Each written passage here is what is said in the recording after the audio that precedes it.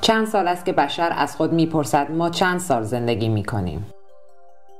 تا به امروز دانشمندان هنوز برای زندگی ابدی و درمان برخی از بیماری‌ها نتوانستند دارویی کشف کنند، اما امروزه علم سلول‌های بنیادی کار را راحت‌تر کرده و یک روش درمانی جدید است. سلول‌های بنیادی جنینی بسیار پرتوان هستند که از توده سلول‌های درون جنینی در مرحله بلاستوسیت به دست می‌آیند.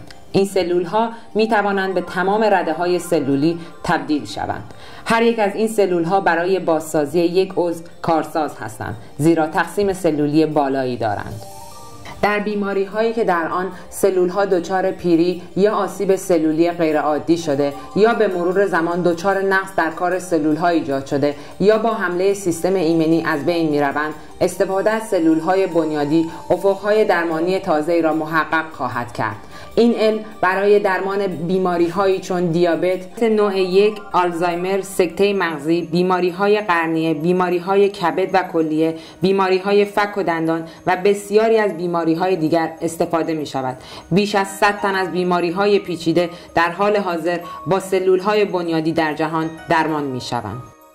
60 سال قبل از این علم در شوروی سابق برای درمان بیماری‌ها استفاده می‌کردند و یکی از بزرگترین پروفسورهای دنیا در این علم از اوکراین است. مؤسسه پزشک خانواده 60 سال در زمینه آموزش و درمان از طریق سلول‌های بنیادی فعالیت دارد. در قدم اول علت بیماری‌ها بررسی می‌شوند و بعد شروع به درمان می‌کنیم. در طی 5 و 6 روز اول ارگانیسم و بدن آماده برای از بین بردن التهاب و آلرژی است و کل درمان تقریباً 10 روز به طول می‌کشد. ما برای راحتی شما راه‌های ارتباطی زیادی گذاشتیم.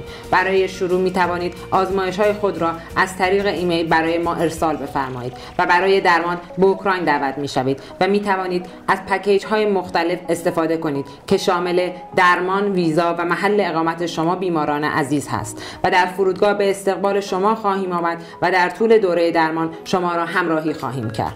سوالی که هر انسان از خود میپرسد: چند سال میتوانم زندگی کنم؟ جواب این سوال با علم سلول‌های بنیادی کاملا مشخص است. هرچقدر بدن سالم تری داشته باشید، زندگی طولانی تری خواهید داشت.